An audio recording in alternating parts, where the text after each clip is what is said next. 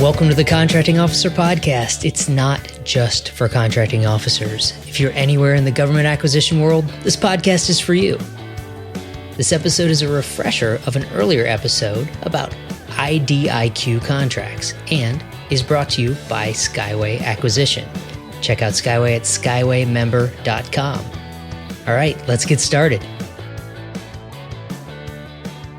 IDIQ, it's a specific type of contract that's often misunderstood or partially misunderstood, and it's enough that it can create problems. IDIQ is indefinite delivery, indefinite quantity. And what that means is you don't know how many you're going to need or when you're going to need them, but you know you're going to need some amount, some minimum and maximum amount. So FAR time, for those of you reading along, it's FAR 16504 is where this is all explained. Basically think of this as you take your kids bowling and they can put up those little bars that come up in the gutters, and that way the ball doesn't go into the gutters, right? So the basic idea is think of that image that you don't know how many bowling balls are coming down the lane. You don't know how fast they'll be going, but you know that there's going to be some bowling and it's going to stay between these bumpers. That's the flexibility that an IDIQ contract has. There's a requirement, get the bowling ball down the lane, but how many times, how fast, that might be determined after contract award. So it's a fuzzy way to do contracts for some people if you don't understand it. I can live with that analogy. May not be completely right, but I think I can think through that. Most of mine are a little bit fuzzy. So this type of contract is used, and this is a FAR thing. It actually says when it is inadvisable to commit for more than a minimum quantity, and contracting officers should only use IDIQs when there's a recurring need. So if you know for sure that you need 100 of something, and you know that you're going to need 100 more later or 500 more later, but you're not sure you might need a total of 1,000 or a total of 2,000, this is a great time for IDIQ. You don't know. It's indefinite quantity. You're not sure exactly how many you need. So you don't want to commit for more than the 100 you need today, but you know you're going to go back for more. And this is different from a normal contract where I want you to give me 100 units. You give me 100 units. I pay you for 100 units. Contract is over. That's what a regular contract looks like. That's why this IDIQ is so different. That's a great way to explain it. We're in FAR 16504 still. It says you have a minimum requirement and a stated maximum requirement, and that's set by the CO and likely by the user's customer. And this is where you have to use some estimation, but it sets the quantity. Over some period of time, you're going to order a minimum and possibly a maximum. When those are going to be delivered is sometime between the beginning and the end of that period of performance. And do you feel all the flexibility on the government side? Yeah, all these examples we're giving of how this thing, it seems like it's wide open, and that's those bumpers. Those bumpers may be three or four lanes wide. And that's why you have to be careful, is understanding how far apart are those bumpers. Because if you don't realize what you signed up for, again, I've seen it go badly. Now I'm understanding the full value of this analogy. Don't set the bumpers the whole width of the bowling alley. We'll talk about why you shouldn't do that later. So that's funny. So there's two main types of IDIQ contracts. There's single award and multiple award. Single award is just like it sounds like. You win a contract from an agency, from an office, and you're the only person that they're going to place orders with when they have requirements for whatever that contract is to deliver. So not necessarily a sole source award. You may compete to get that. But once you get it, all future orders for whatever that thing is go to you. The other kind is multiple award. And this is where the government selects more than one company to hold this master IDIQ contract. And in the future, when they have a requirement, they release an RFP for a task order or a delivery order. And those who hold the IDIQs compete for that work. So the example of a single award, FAR even uses a reference to this for advisory and assistance services. In other words, you have somebody who's kind of treating them like your consultant, right? You as a government person, you hire a company to be your consultant. That would be something that, as an example, would be a single award, because you don't want to have 3 or 4 different consultants who are all following different projects you have at different paces. You just want one point of contact, right? compare that to something for a commoditized product or a software maintenance package or grounds maintenance. More than one company could do it. All kinds of things like that it makes sense. So the contracting officer must determine whether multiple awards are appropriate as part of their acquisition plan. So you want to avoid having an awardee for the IDIQ who specializes just in one thing and then will win everything. So the rest are just ride-alongs that never really have a chance to compete, right?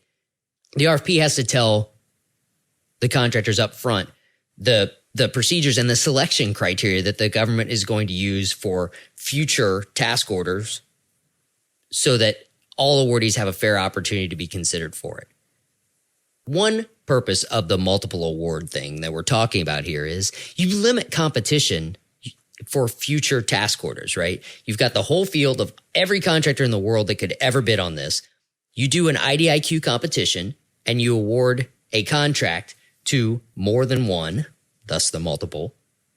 In your world, ideally 3, right, Kevin? Exactly. That's the magic number.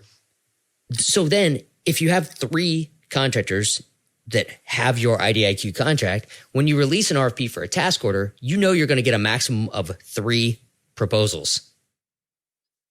You know exactly who they are.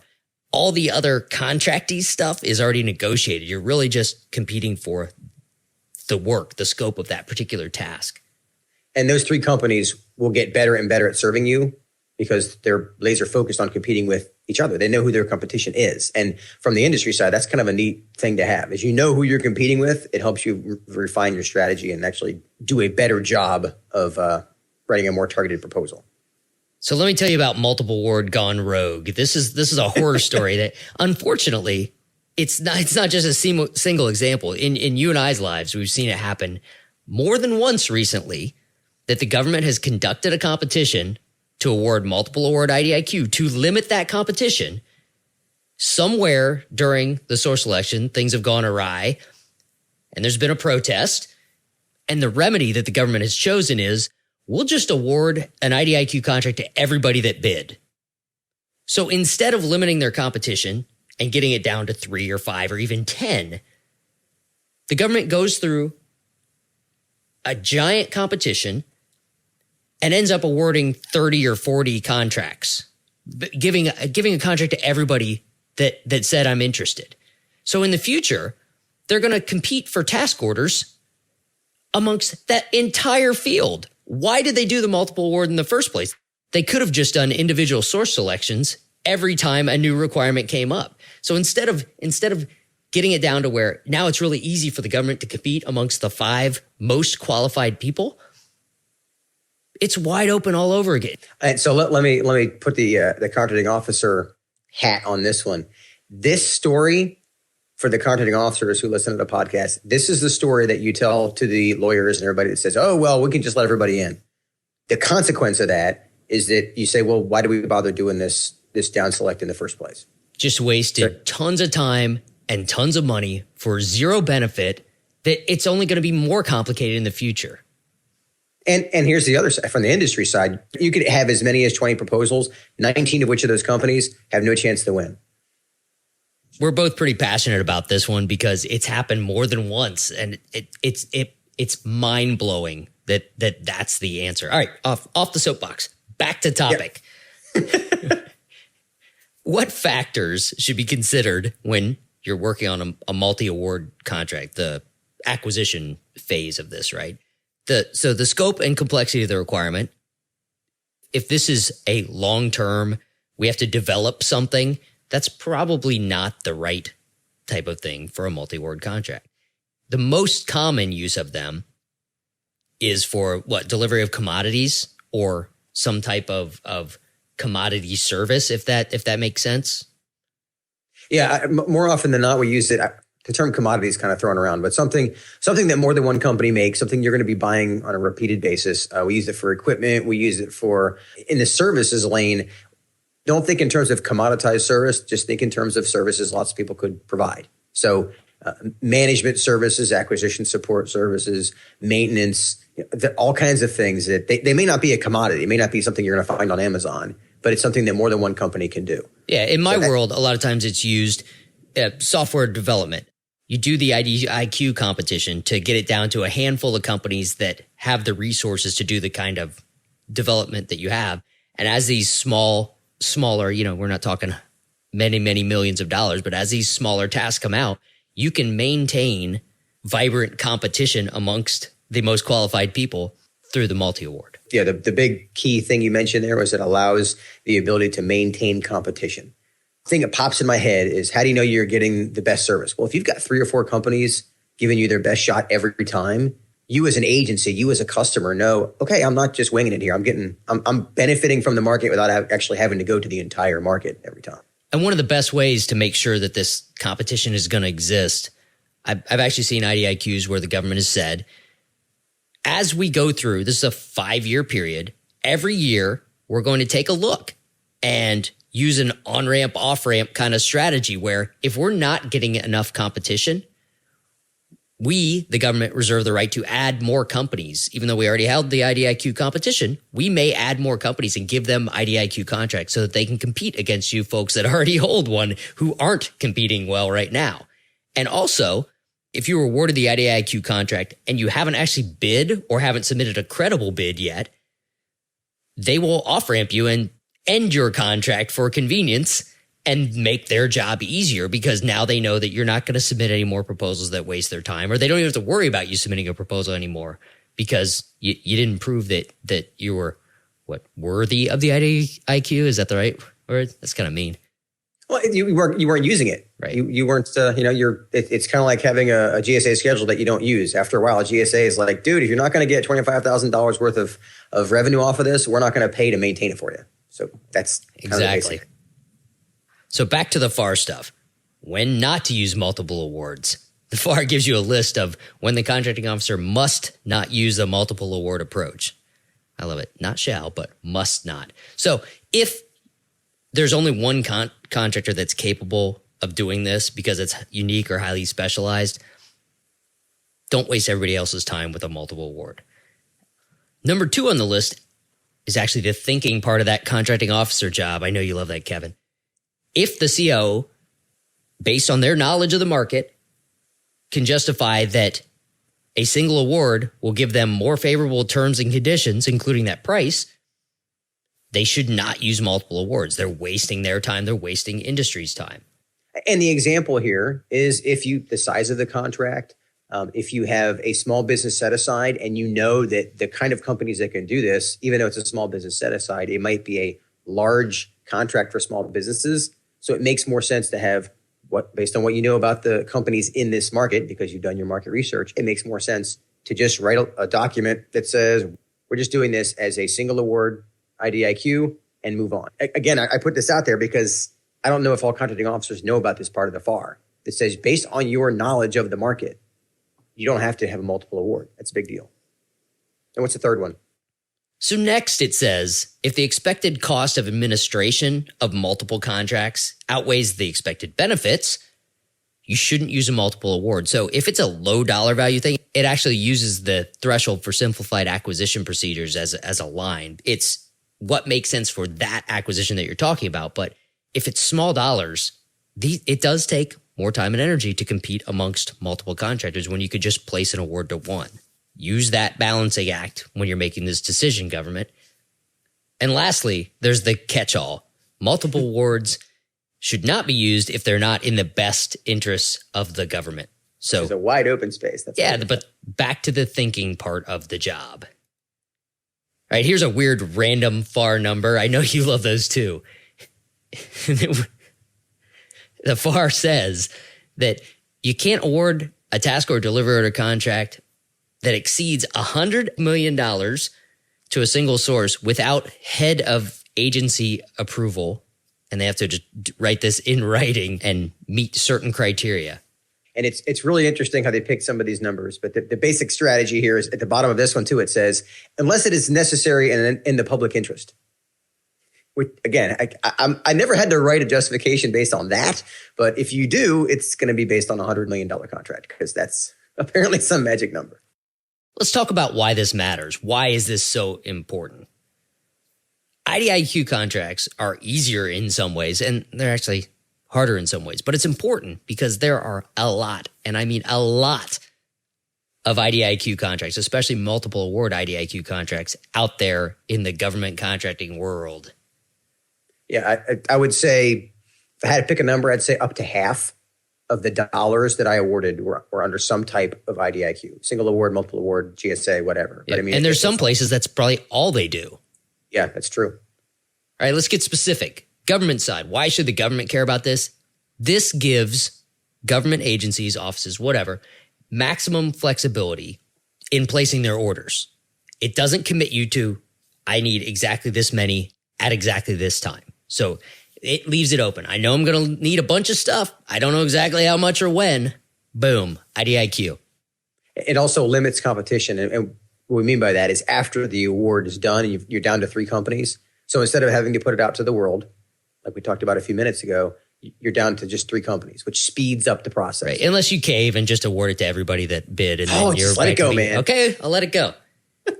IDIQs, when done correctly, they make it really easy on the government to buy what they need to buy. You just place an order against an existing contract. Okay, give me 50 of those. Done. No justifications, no competitions. It's already done. And even if it's a multi-award, it's somewhat of a streamlined competition compared to a big source selection. Most of the documentation is already written. All of the how we're going to get proposals, what the requirements are, all the Section M, Section LE kind of stuff are already defined in the IDIQ. So you're really just saying, all right, bid like we already told you about on this requirement. And so here's an example of why this is important on the government side. This is a passionate one for me. So we had a company that won a contract for, we'll call them widgets, and they thought that the 1,600 widgets that we bought over that was the ceiling. 1,600 widgets is how many we were going to buy. It was a 5-year contract. And in the first year, we bought 400 of these widgets. And they just did the math and said, okay, well, they'll divide by the rest, and they're going to order about 300 a year for the rest of the contract. An IDIQ contract doesn't work that way, right? Now, you know that after listening to the last 15 minutes, but in reality, a lot of companies don't understand how that impacts their cash flow. Here's the point on the contracting officer side. I almost put these guys out of business because I did not explain to them. Oops. Because they were going to go out and buy a building. They were going to go out and, because they were thinking in terms of, this 400 unit capacity, that's the standard. Okay, that was the initial surge. It's going to taper off after that, depending. And by the way, 4 years from now, who knows what we're going to need? Maybe there's an ISIS issue. It's a lot of flexibility in these contracts. So make sure that your company understands it, but you as a government, make sure they understand what does your flow look like, because it's a contract admin exercise. You're making sure they understand what this contract's going to look like for the next 4 years. Because when they call you out of the blue and go, "Oh, well, crap! I just hired 2 people. Now I got to fire them because you didn't order this." You're wasting time having that conversation. But we have that conversation up front and say, "Yeah, we did 400 this first year. We're probably not going to order more than 100 for the next, 4 years." That now they know, as opposed to them guessing wrong. Yeah, this goes back to one of our regular themes, Kevin. It's communication, right? You can put together this great IDIQ contract that's going to give you lots of flexibility, and then mess it all up when you place an order for 500. The contractor's expecting future orders. You know that those 500 are actually going to last you a couple years, but the contractor's expecting that they're going to get another order for 500 soon. By the time you place the order, they might not be there to deliver it. So this is just that the communication, and some I've seen it done very, very well, where there's a forecast and it's updated regularly and both sides know the expected flow and talk about changes to that flow. And I've seen it where IDIQs are awarded and then almost forgotten about until an order comes up, and then everybody's surprised. So why should the industry care? It's your favorite part. Industry should care because it makes it really, really easy for the government to buy from you. If you have an IDIQ contract that single award, all they have to do is place an order. Saves everybody time and energy and money. That's what we're always talking about here. You want the government to have an easier time placing an order with you than with anybody else, because that's the way that they'll go. It's a path of least resistance. And as a contracting officer, I love them because number one, I still have competition. Number two, I can award quickly. If I have year-end money, I have a lot of things I need to get for my customer. Which ones are the easiest to award first?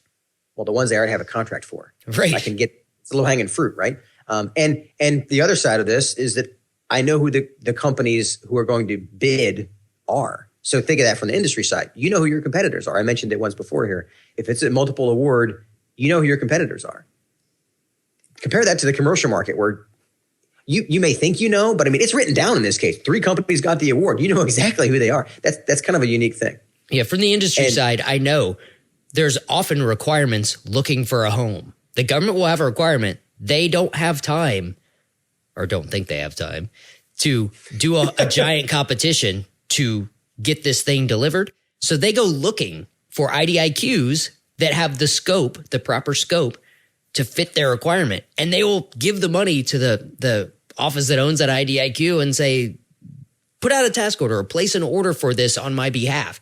So in industry side, if you have these IDIQs with proper targeting and proper communications with your customers, you can drive work to your existing IDIQs and bring work that might not have been contemplated originally for it, but fits. You can bring that work to you, and the government will love it because they don't have to go through all of the usual mess of acquisition in order to buy it. They can just place an order because you already have the contract. It's like you just said, Kevin. And so here's the 2 other things to consider. Make sure that you don't overshoot what they're going to spend on your contract, like the story I just told about them almost going out of business. But then also make sure that you don't undershoot. Had a contract it was an IDIQ contract. There was a lull of about 6 months between orders. And my contract specialist calls up the company and says, hey, by the way, we're going to place this order. And the simplest description would be, it's almost like they were asleep at the wheel. They're like, what? We have a contract with you guys?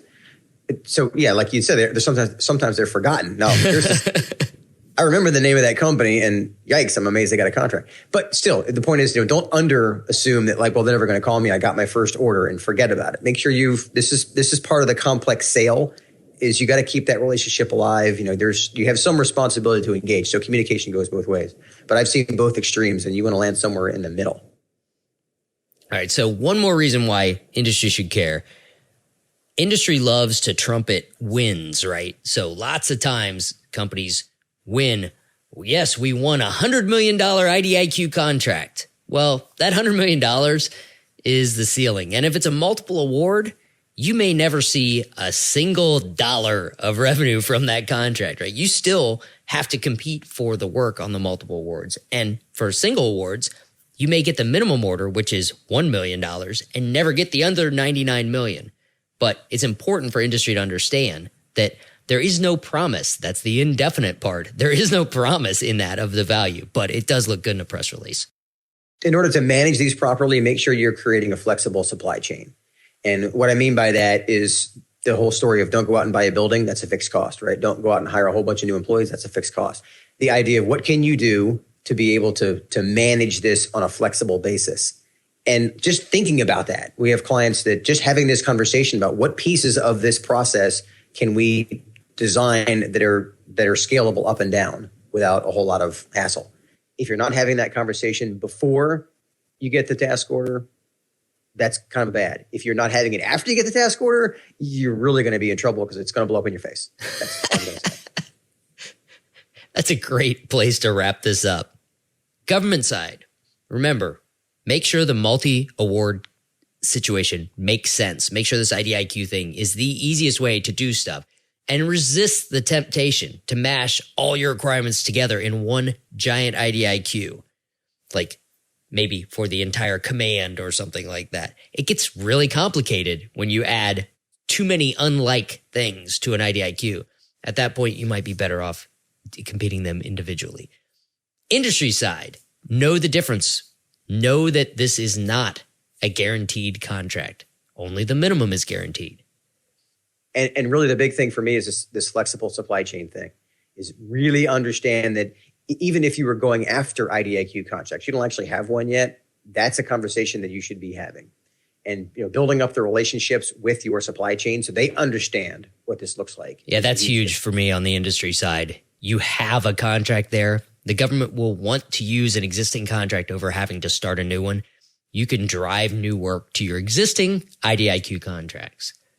Yeah, this is that 80-20 rule, right? The 80% process, 20% relationship. Well, getting you the IDIQ contract was a whole lot of process. Well, now that you got it, managing it correctly, there's some relationship. That's where the relationship is. Okay, that's it for this week's refresher on IDIQ contracts. And speaking of relationships, you can start your relationship with a team of former contracting officers by joining the Skyway community. Go to skywaymember.com or call 877-884-5280. Thanks again for listening, and we'll see you next week.